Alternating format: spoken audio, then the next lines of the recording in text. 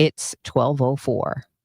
At Sandberg Phoenix, we're more than just a law firm. Our attorneys are committed to you, your business, and your community. We are ready to serve you in the areas of business litigation, intellectual property, health law, and products liability. SandbergPhoenix.com. The choice of lawyer is an important decision and should not be based solely on advertising. This is the Gashouse Gang on 104.1 FM KMOX. Sponsored by Saliga Heating and Cooling, a Daikin comfort dealer. Now, the Gashouse Gang on KMOX. All right, good one today. We're joined by Cardinals President of Baseball Operations, Chaim Bloom. He'll be with us at 12:15 today. It is currently 12:05. And with Bernie Miklas and Chris Ranji, producers Matt Pajeski and Frank Ladd, I'm Tom Ackerman. Gentlemen, good to see you. Bernie, I know that this is something that we started with Ollie Marmol, you, me, and Chris. Ollie's been great on these Tuesdays, and Chaim won't be doing this on a weekly basis, but he, on our first request, said, yes, I will do that. So he's going to join us today. Kind of a special thing, Bern. We're going to do a half hour straight through. So I am told that we actually had the accommodations made by our station. They said, you know what? We can take that 12:30 breakout for you. So we're just going to go straight through. No interruptions. Just let people enjoy a conversation with the new president of baseball operations. I'm excited by this. I'm excited by Chaim Bloom's arrival because it's a fresh point of view. It's a very smart baseball man. Everyone he's worked with raves about him, except for the maybe some of the people in Boston didn't like him because he came onto their turf as in a job that they wanted, that kind of thing. So anyway, he just has a great reputation within the game. I've already enjoyed conversing with him, like on text message and such, and find him to be very personable, very open. He does not shy away from any questions. He wants candor. He wants to take things on that are on the minds of not only media but fans. And it's just great to have him here. And again, it's the rebuild is never easy, no matter what they call it. It's what it is. It's never easy, but I think the Cardinals have the right guy in charge of it. Chris, what are your impressions of Chaim Bloom so far? So far, I think he won the press conference. We talk about that, and we did last week. And winning the press conference does not result in actual wins on the field, but it does give people an idea of what your plan is, and it lets them know that you have one. And it's not that the previous administration did not have a plan. They did. But I think what we all wanted to hear was that the Cardinals were moving in the right direction, and there was not a pivot so much, but that there was a shift in course, and that they knew the way things were going was not the way to make it work, because it was not working and had not been working for the last several years, and too many things had started to fall behind in the organization.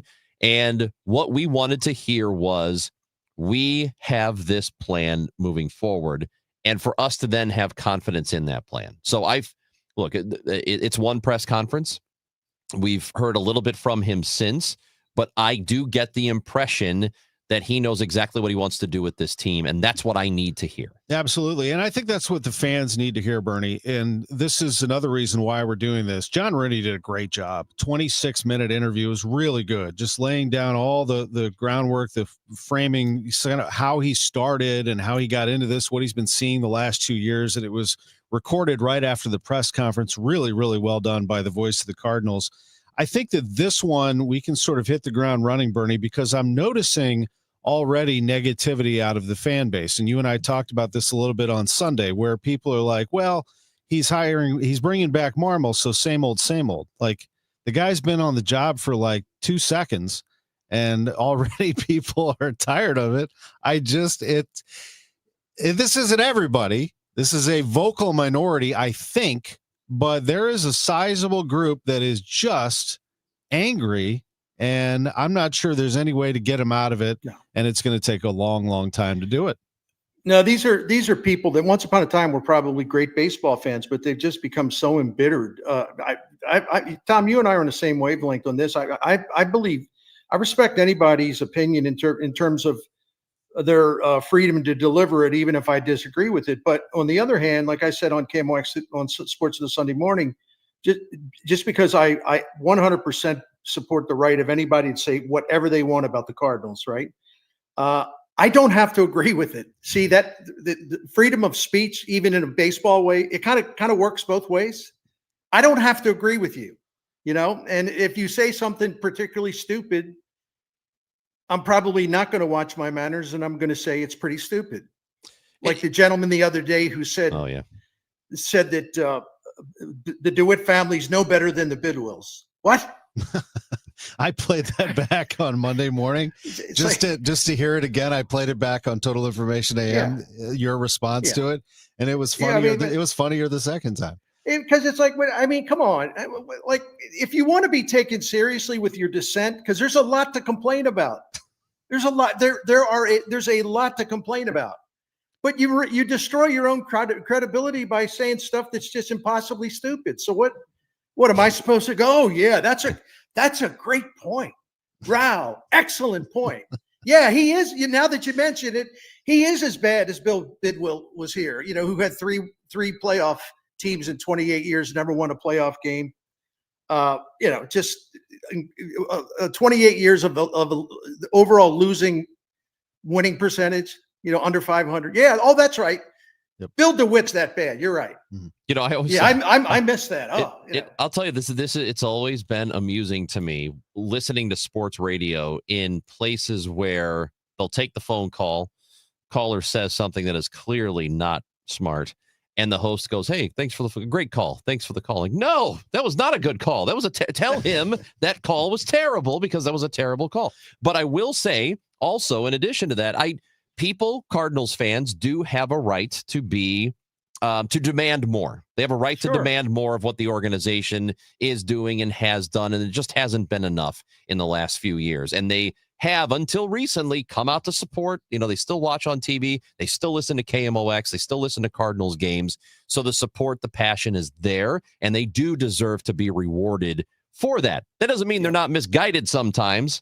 And the dislike of Ollie Marmol, I do not agree with. I do not think this has anything to do. The losing has anything to do with who the manager is. It's all about the roster. So I think that is misguided. However, they do have a right to want more from the team. They've just not gotten it lately. Agreed. Yep. This is Robert, who says they have a right to their opinion. Why do we always have to talk about the dumbest in the class? Well, there's sometimes the outlandish opinions come out. There's one from Taiwan they're checking in. Oh, my gosh. So we're going from all over the place. Skywalker says people get mad at Ollie for doing things the entire league does now. Plain and simple, Ollie Marmol is managing a team that anybody watch these games yesterday?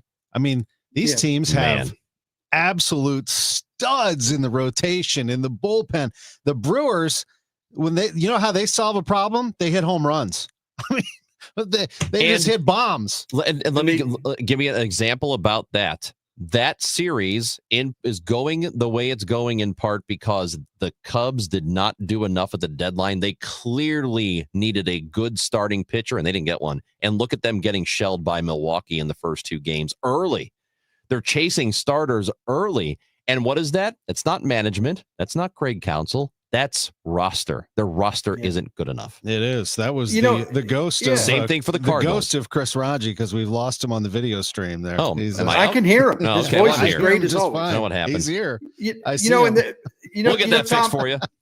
Tom and Chris, like one thing, I was getting burned out on the narrative. Like, well, the Brewers don't hit home runs. They're 22nd in home runs this year. So that's one area where they don't match up against the Cubs. Ho. And see, this is an example of what I'm talking about. People don't pay attention to why the Brewers are good. There's this little small market team, which, by the way, I always love when Cardinals fans get all snooty about the Brewers. Brewers have owned you, Cardinals. They've owned you since 2017, and you've spent more than $350 million more in payroll. But, okay, so people say, okay, well, they were 22nd in home runs. So what? That makes you crap? That means you default? That means you can't win? They spent all season finding every single different way to win that a team can. And sometimes, they would rely on home runs. They would hit home runs. But the point that people are missing, the reason why they finished 22nd in home runs is because they have a whole bunch of ways to score runs. They're not reliant on the home runs. They play small ball. They have great speed. They run great. They steal bases. They beat out. They led the league, major leagues in infield hits, fewest double plays because they know how to slide. They know how to go into the second base. They also can outrun the relay throw. I mean, they play every style of baseball that they need to play that's available to them in a given day. People still don't understand the Brewers. It amazes me. It just amazes me. Must be a lot of fun. Not to take anything away from him because he's a really good manager. It must be a lot of fun to manage a team like that. I mean, that's pretty good. And look at all the see. And this is one thing that Chaim Bloom's going to have to do, and he knows this. But I mean, look at Churrio. 21 years old. 21, and they got him under contract. I'm exaggerating on purpose. They got him under contract for like the next 25 years or whatever. And then you look at their young pitchers. Look at Mizorowski. Look at Quinn Priester. I mean, there's a bunch of guys. Look at all the great young talent they have. Yeah. When he was 20, did they bring him up and teach him how to hit at the big league level? No. He came right up and hit. That's how that worked. And that's how it is supposed to work at this level. When we come back, we'll talk to the man responsible for that. Chaim Bloom will join us live on the Gashouse Gang. Don't go anywhere. We'll be right back. Hey, it's Debbie Monterey. If you or someone you know has a home to sell, call Gloria Lou. That's right, Gloria Lou, owner of Your Home Sold Guaranteed Realty. Gloria is here with me now. And when it comes to St. Louis area market conditions, what advice do you have for home sellers in today's market? Well, most importantly, I understand every seller's situation is different. Some sellers need to sell, and some sellers want to sell. And a lot of my sellers are looking to buy, and they also have a home to sell. My advice in this uncertain market is to get an upfront written guarantee. That way, you know exactly how much you stand to make with your home sale. My guarantee sale offer is simple. I'll sell your home at 100% of market value, or I'll pay you the difference. Take it from me, Debbie Monterey. Sell with certainty and an upfront written guarantee with Gloria Lou. 314-325-6888. 314-325-6888 or visit GloriaHasTheBuyers.com. That's GloriaHasTheBuyers.com. Gloria and seller must agree on price and possession date. DraftKings Sportsbook, America's top-rated sportsbook app, is coming soon to the Show Me State. New Missouri customers can download the DraftKings Sportsbook app today. And when we go live, place just a $5 bet to unlock $300 in bonus bets. Starting November 17th, you can create your DraftKings Sportsbook account in Missouri and get ready for launch day on December 1st. DraftKings Sportsbook brings you everything you need to elevate your game day, including live in-game betting, lightning fast payouts, and endless ways to get in on the action, all right from your phone. Download the DraftKings Sportsbook app now and grab $300 in bonus bets with just a $5 bet when we go live December 1st. In partnership with DraftKings Sportsbook, the crown is yours. Gambling problem? Call 1-800-GAMBLER. 21 and over. Physically present in Missouri. Eligibility restrictions apply. Bonus bets expire 7 days after issuance. Excludes customers who redeem pre-launch sign-up offer. Terms at sportsbook.draftkings.com/promos. You're listening to Leaf Filter Radio, and the guru of gutter protection himself, Chris Coonahan, is here to take your most pressing leaf-related questions. Hey, everybody, Chris here. I understand we have Ron on the line. Ron, where are you calling from? Uh-oh. Ron, are you calling from a ladder? Well, I was.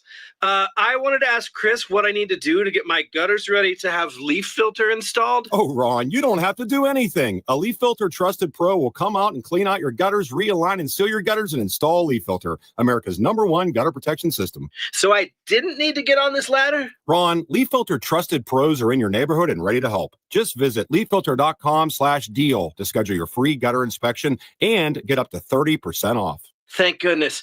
What was that site? To get this special radio offer, go to leaffilter.com/deal for your free gutter inspection today and get up to 30% off. That's leaffilter.com/deal for up to 30% off. leaffilter.com/deal. See representative for warranty details. Don't get lulled into believing the IRS is getting soft. It's just the opposite. Hi, this is Lance Story with the Lance Story Law Firm. We are being told by IRS collection officers that their higher-ups are demanding that they get more aggressive than ever. So don't ignore them any longer. Level up. If you have unfiled returns, unpaid taxes, levies, or liens, call the Land Story Law Firm today and let us get between you and the IRS. We'll protect your rights, including your right to appeal or even your right to take the IRS to tax court. Remember, IRS problems are legal problems, and they need to be handled by an expert attorney team who's done it for decades. So call the Land Story Law Firm today. We're local. Our office is right here in St. Louis, or visit Lance, DRURY, law.com to schedule your free consultation with your local tax resolution law firm, the Land Story Law Firm, 314-260-6120. The choice of a lawyer is an important decision and should not be based solely upon advertisements. Hey, Dave, it's Tamara, the flavor temptress, and your good friend from Clementine's Ice Cream. I just wanted to say congratulations on 25 years. Not only are you the sexiest man in daytime radio, but you're probably the only man with the best looking feet. Here's to the next 25. Cheers to you, my friend.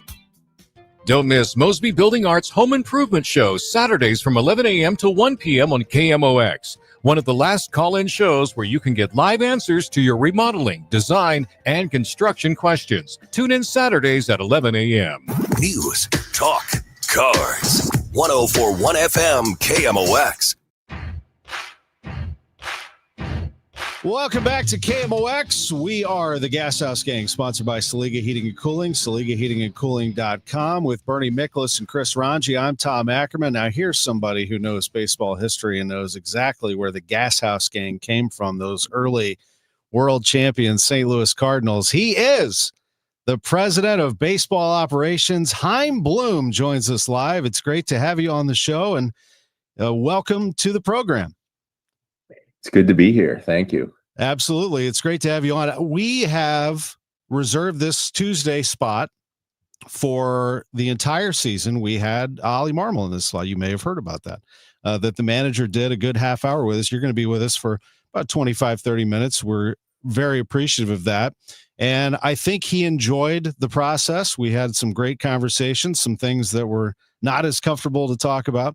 But I want to start off, since I mentioned him, and it's really the first announcement that you had, is that you're bringing Ollie Marmol back as manager of the club. Let's discuss that for a moment, if you would. If the last 2 years you've observed this team, what have you observed about Ollie that led you to that conclusion? Yeah, well, one of the cool things about this setup is that it gave me a chance to really get to know him.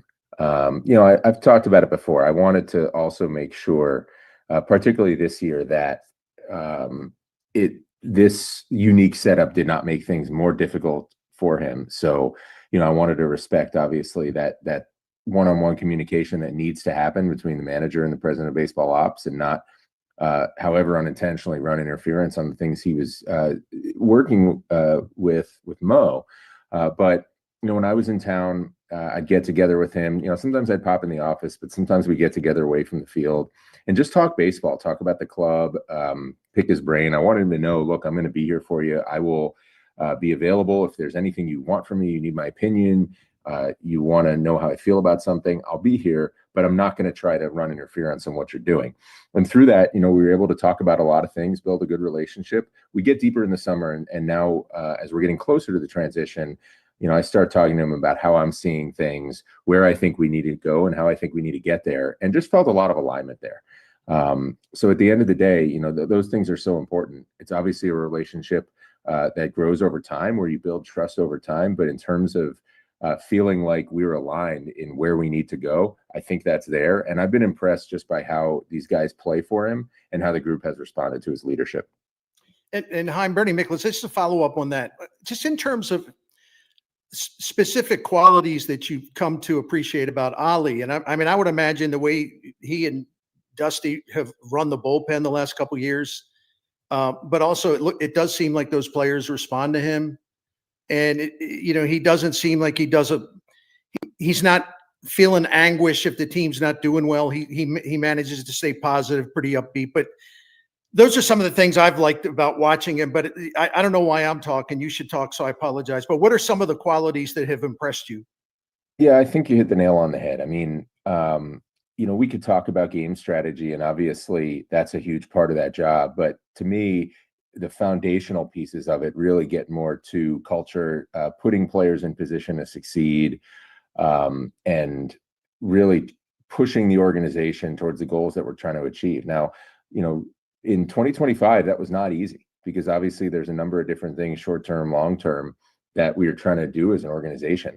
And it's not hard it's not easy to hit all those things at once and to balance them, make sure we're giving playing time to everybody while still rewarding the people who step up and perform, make sure we're keeping players positive through the ups and downs of the season. That even keel that you described is so important. This season is just too long, and there's too many games to have someone who's riding that roller coaster every single day. People look to their leaders to be that steadying influence.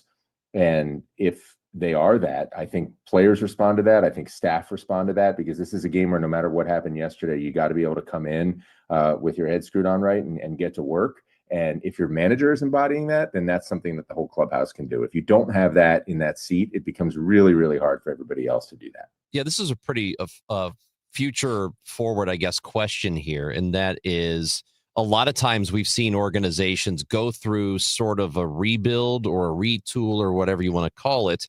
And then when they get to a point where they feel like, all right, now we've got the horses, now we've got the roster, I'm going to go get a manager that's established. Somebody that's, like a Terry Francona or Joe Madden or something like that.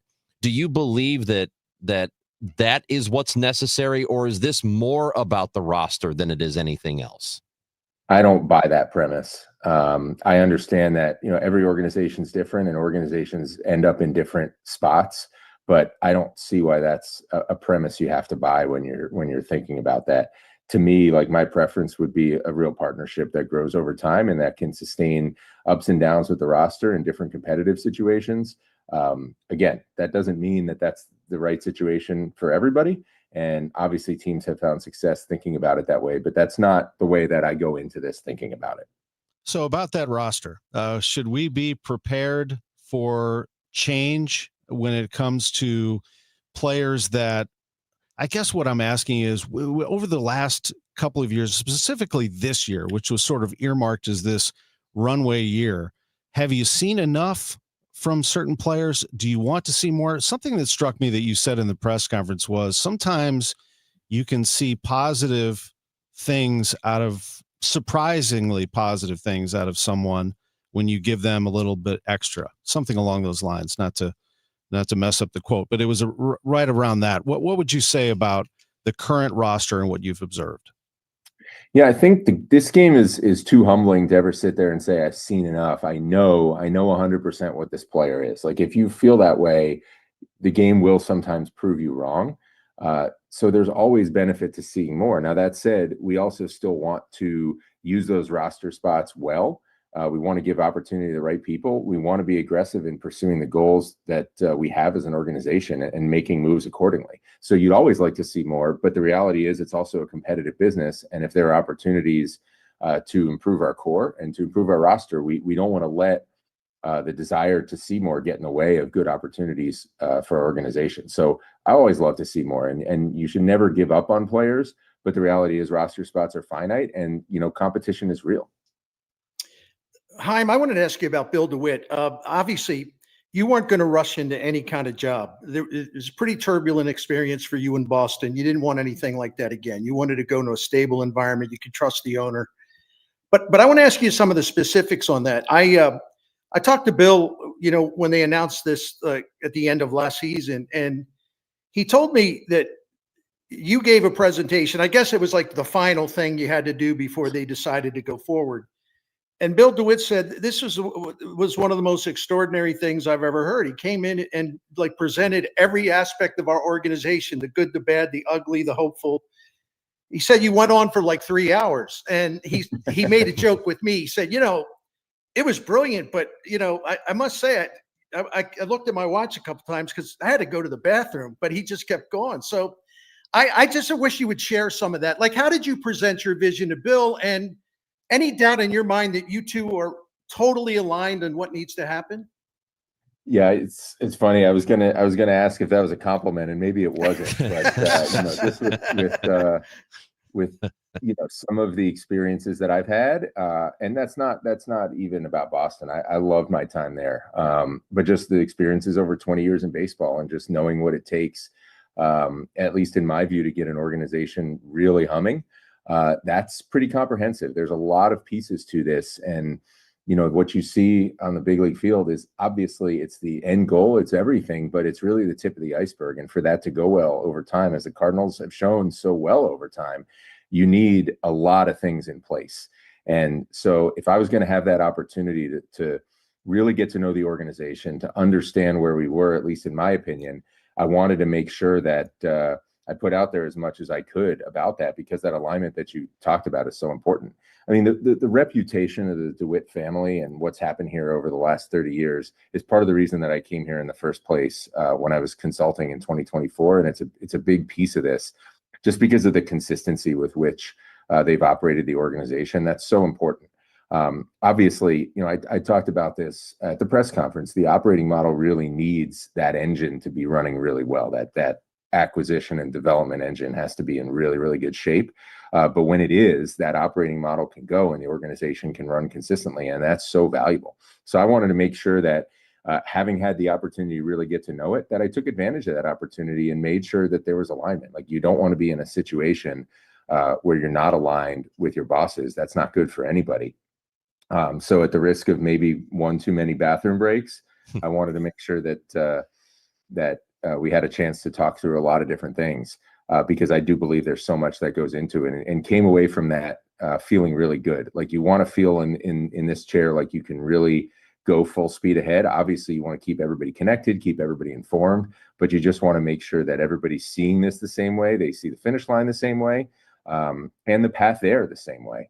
And I came away from that feeling really good about it. The developmental part of the organization is the backbone of any of them that you have to continually replenish from a minor league system. What I have noticed, though, from listening to or hearing from some fans, is that they do get frustrated when there is a premier free agent that's available.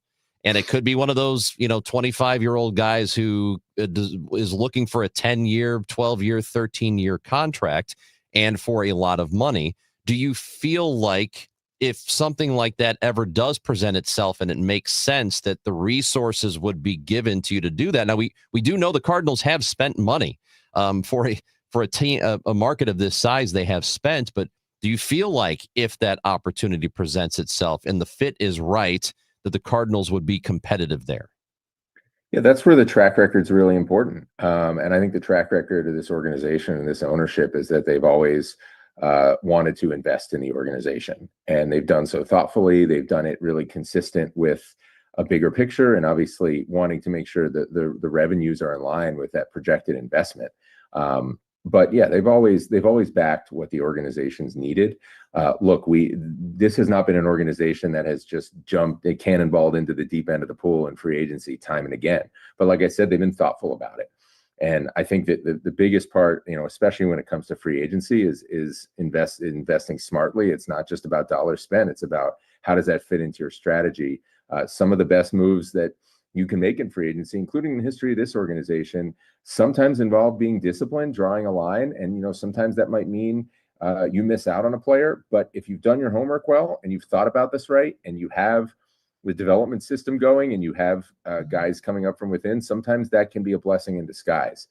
So I understand, obviously, the appeal of that from a fan perspective, and it's something we share. But the most important thing is that it actually fits the rest of your strategy. Otherwise, it really just falls into the shortcut category. And like I said the other day, I don't want to take those, because they tend not to work, and they actually tend to make it harder to win over time, because this game is really unforgiving, and it will not look kindly on you if you try to shortcut the hard work that it takes to win consistently. This is Chaim Bloom, the president of baseball operations for the St. Louis Cardinals, on KMOX and the Gashouse Gang. Chaim, I want to really dig into that development system and what's happening down there and what is different than before. First question, two parts. One, is ownership giving you what you need in terms of resources to do this the way you want it? And secondly, how do you do it differently? How are players being taught, and what is being provided to them so that they can win at this level when they come up? Yeah, well, the answer to your first question is yes, they've been great. I didn't mince words, when I was able to do my assessment, and frankly, I don't think it was a surprise. I did think We just needed more people. So I know there's been a lot made about technology, and that's important too, but this is a people business, and it starts with people. You want enough people, you also need the right people. So it's not just about, hey, let's throw numbers at it. You want to make sure you're doing it thoughtfully. You're growing in a way that feels more organic, where it doesn't just feel like this, a clown car effect of like a bunch of people just charged in the room. And now what's everybody supposed to do? You want it to kind of build on itself and evolve over time, and you want to be thoughtful about it. And I had laid out, obviously, kind of a year one. This was back in 24 when we talked about what the organization needed on the player development and performance side. And then looking ahead to what would come this fall, what I thought we would be in a position to want to do this fall. Obviously, I've updated that as we've gone through the year, but they've been great about all of it. They understand the importance of a total organization. They want us to be smart about it, as I would too if I were in their shoes, and we're going to do that.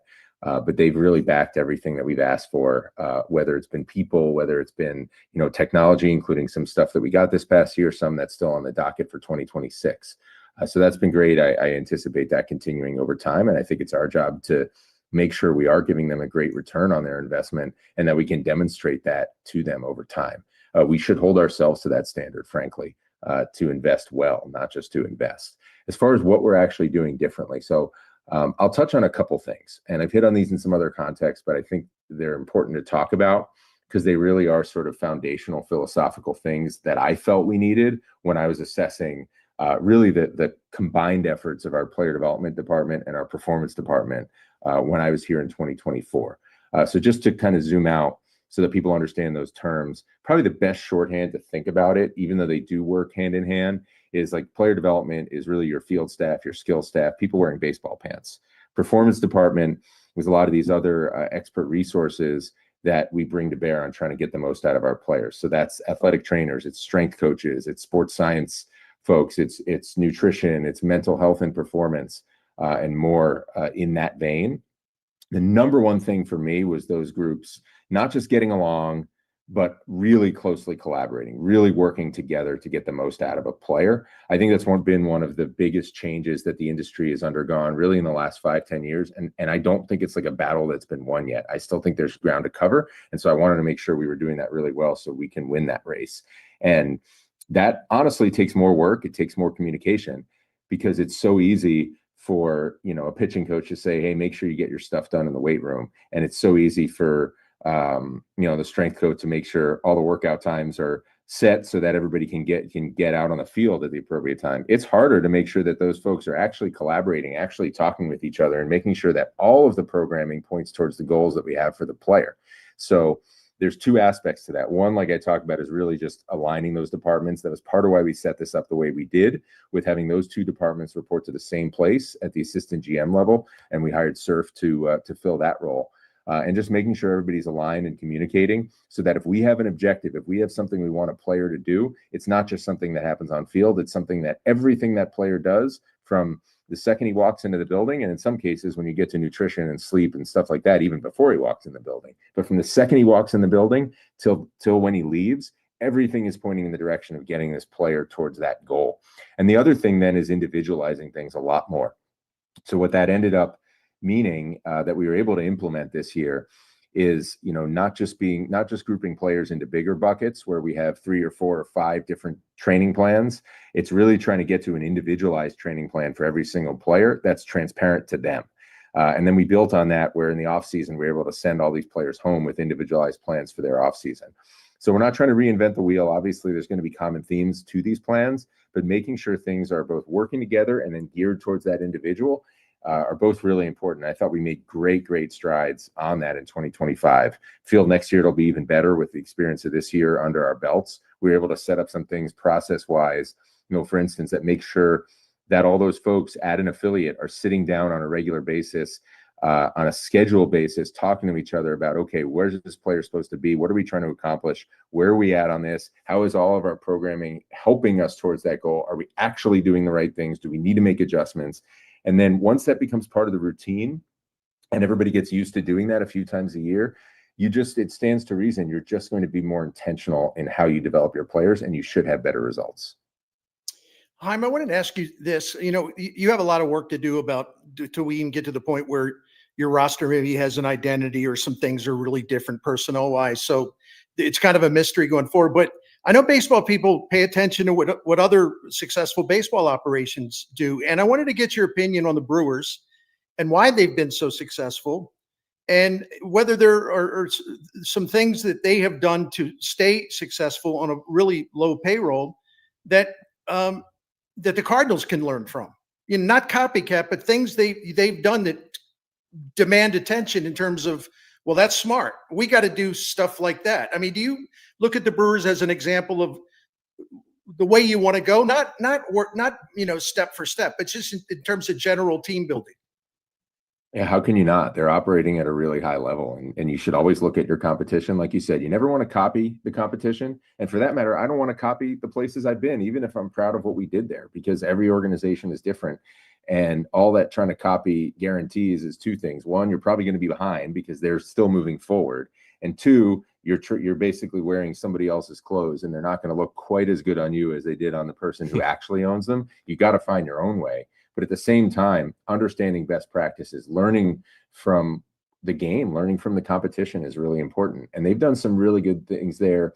There are people there that I have worked with, or people that have come out of that organization that I've worked with since they were in that organization. Matt and I were together with the Rays for a number of years. A lot of respect for a lot of people there. There's some things that I know they've done, systematizing development in some of the ways that I've talked about that they were on earlier, really able to build replicable processes, especially in their pitching development. They've done some amazing things in the international market. They do a lot of things up and down their organization where they are just winning on the margins everywhere. And, sometimes when you say that, people say, okay, great, winning on the margins is good, but what about the big stuff? Well, I don't think it has to be an either or. And we should try to dominate every area that we can. And those little things add up, just like little things add up over the course of 162 games. It's no different. Like, so much of what seems like revolutionary steps in this game are really just the result of just getting after it day after day and moving the ball every day, finding little things to get better at. And they've done an amazing job of that. I hope obviously we can take some things from them, as we should from all of our competition, but also that we find the best way to do it here. And it's been a big part of how I've wanted to set this up. Look, we have amazing people in this organization. I wasn't surprised to find that, because I know the success that the organization has had and the respect that the organization carries in the industry. My hope is that by bringing in some new perspectives, fresh voices, and if there are people that have the right values, that everybody comes together, collaborates to build something that's better than what any of us has experienced individually. I know you said last week that you are not conceding, or that 2026 should not be a concession, that there's just no way the team can be competitive.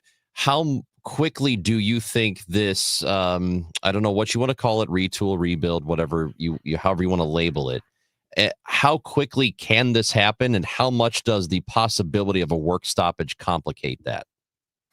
Yeah, you're right that I don't want to label it, but I don't mind if people do.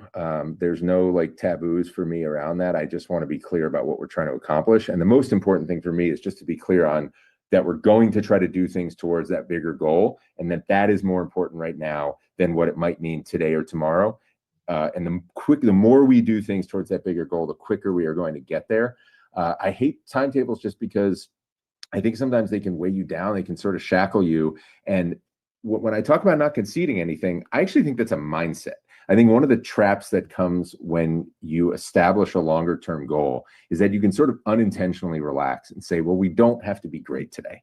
And I understand that from a standpoint of okay, how many wins are we going to project for? That's something that you want to be realistic about how you can build that over time. But in terms of how I get up this morning and come into work and think about the work I'm going to do today, in terms of how I want a coach thinking about what they're going to bring to making our players better, or a scout getting after it out in the field, or for that matter, our players when they walk in. If we get in that mindset that this is a long-term project, we don't have to be great today, it's just going to take longer. So I really don't think we can allow that to be our mindset culturally. I just don't think it's a winning mindset. And I don't think we should wait until our quote unquote foot is on the gas to try to have a winning mindset in this organization.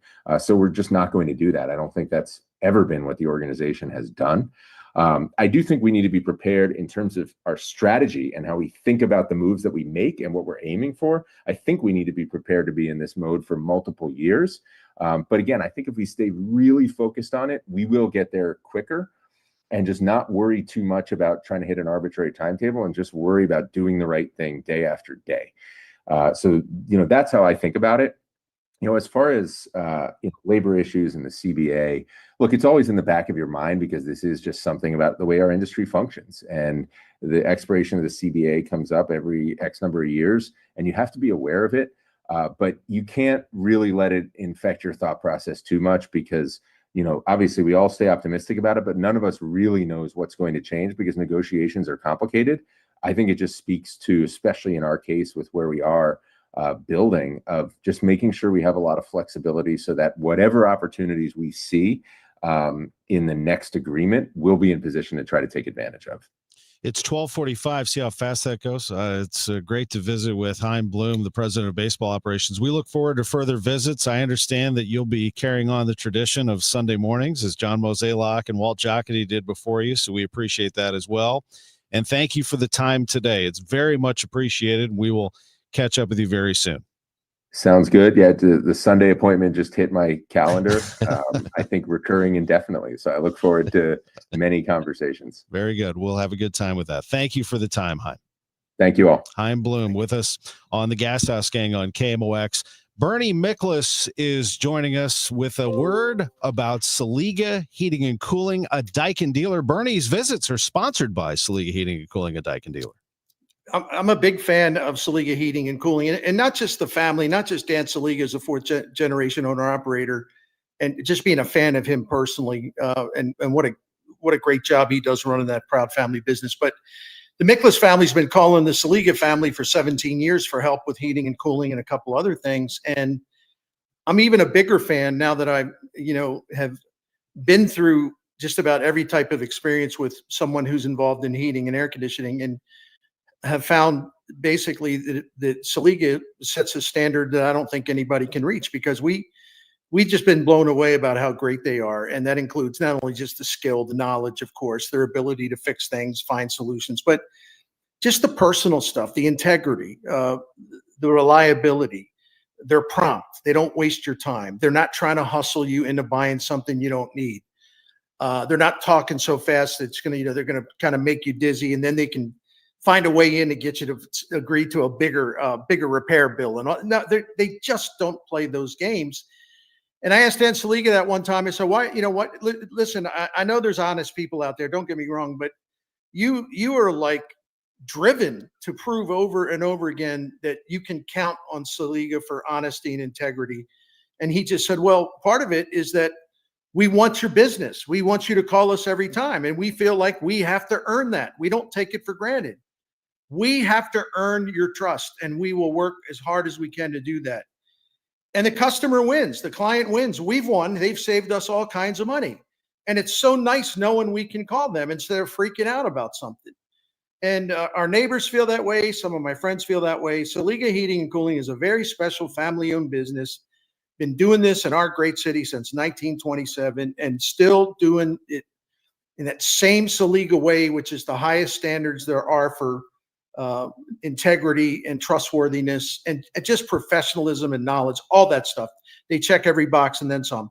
One more thing before I go.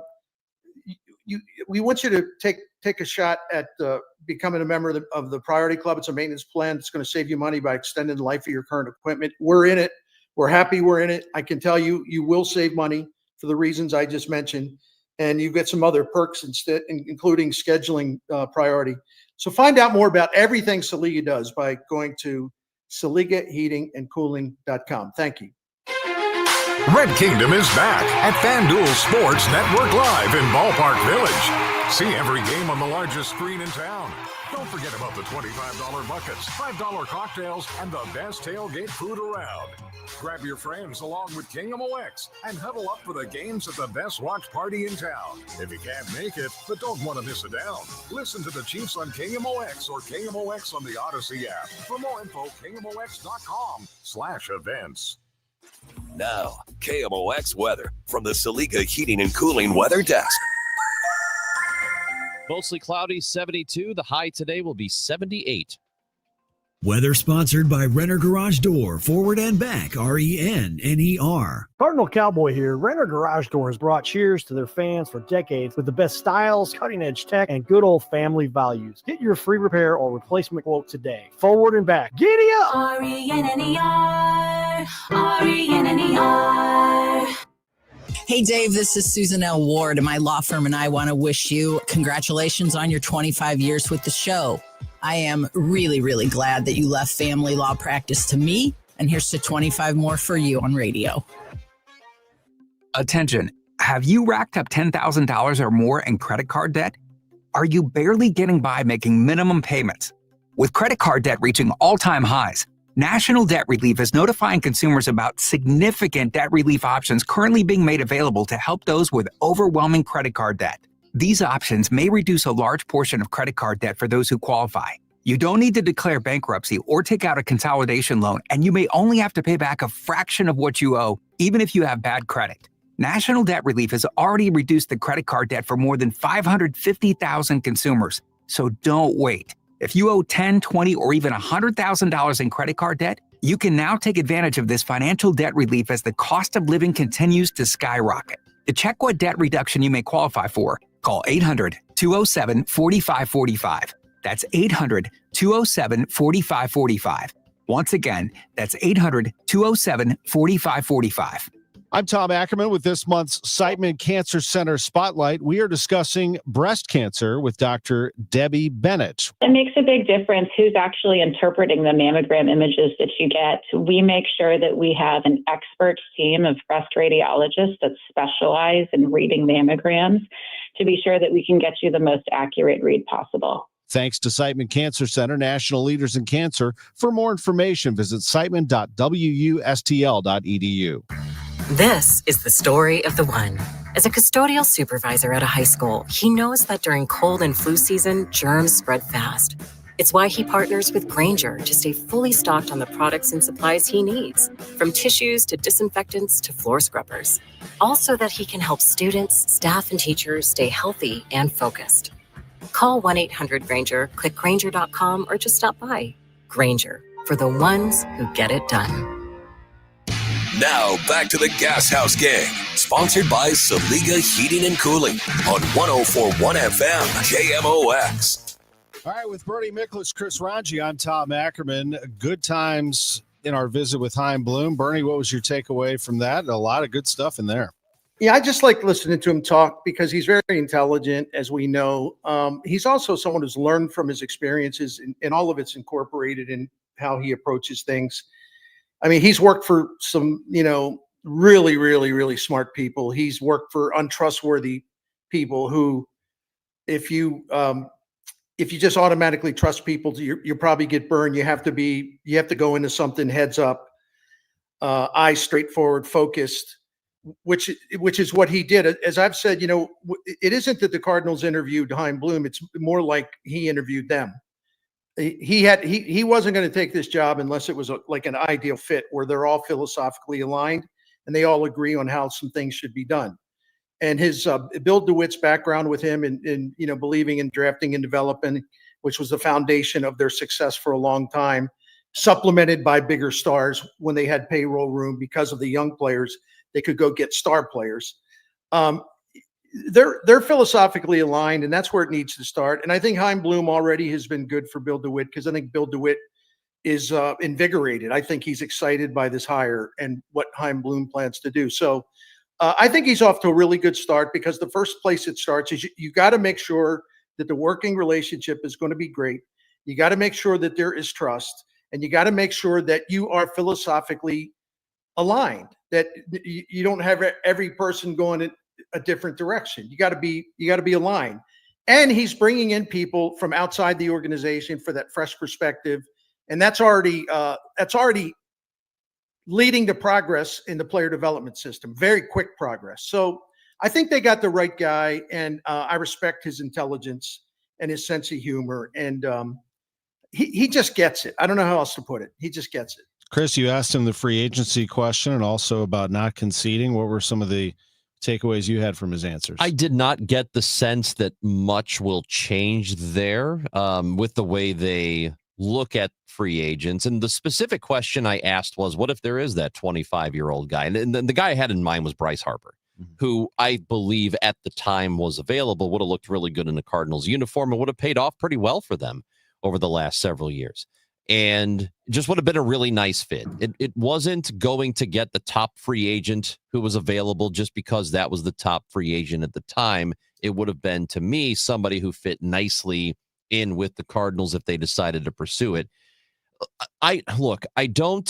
Ultimately, it does not matter if they sign the Manny Machado types or the Juan Soto types, as long as they are getting the production from somewhere. So that means you got to be drafting it.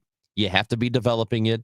You have to trade for it while it is still relatively inexpensive for you. Sometimes you're going to have to pay a price in terms of prospects. That's okay, though. That's what they're there for. They're either there to be on your roster or be used to get a piece, which is a game-changing piece for you, a game-changing player. My philosophy on it has always been, just don't remove options from the table to make your team better. If there is something that fits and a player who fits and will make your team better, and he might be a little expensive, then don't say, well, we're not doing that. We're not signing in these 10-year, 12-year deal waters. We're just not going to do it. If you do, you better hit on the other stuff. You better hit in the minor leagues. You better, when I mean hit on players you've drafted or hit on players you've acquired via trade. You better be, good on those if you're not going to go the other direction. Ultimately, people do not care where these players come from as long as the players win and help you win. So that's where I stand on it. I don't see a massive difference in philosophy, but maybe a little one. And I think if there is a guy who is available, who does make sense for the Cardinals and might be a little expensive, that they'll at least be in the conversation for that guy. And Bernie, I loved what he said to you about the Brewers, that it's not like just some magic formula. It's just consistency, routine, just doing it over and over and over again. I love how he talked about the development and how they really put it on these players and coaches to stay on top of everything, and that they all have a plan going into the offseason, all really positive. One final thought here is that to put people back in the seats will not be an overnight fix, but one thing you can do right away is communicate with them. Tell them what's going on, transparency, and this is a good step for him already. We will have much more on the Gashouse Gang coming up tomorrow. Bernie Miklasz, as always, is online on YouTube. He's all over the place. We'll be commenting on the Cardinals throughout the offseason. We'll catch up with you real soon, my man. Thank you so much. And I'm joining Matt Pauley tonight on Sports Rush Hour because awesome. Kevin Wheeler's out. So, yeah, you'll see me later on again. Fantastic. Rush Hour Sports at 5 o'clock. Bernie Miklasz will be back at it. Thanks to Chaim Bloom. Thanks to the Cardinals and Brian Bartow. This is the Gashouse Gang on KMOX. Don't get lulled into believing the IRS is getting soft. It's just the opposite. Hi, this is Lance Story with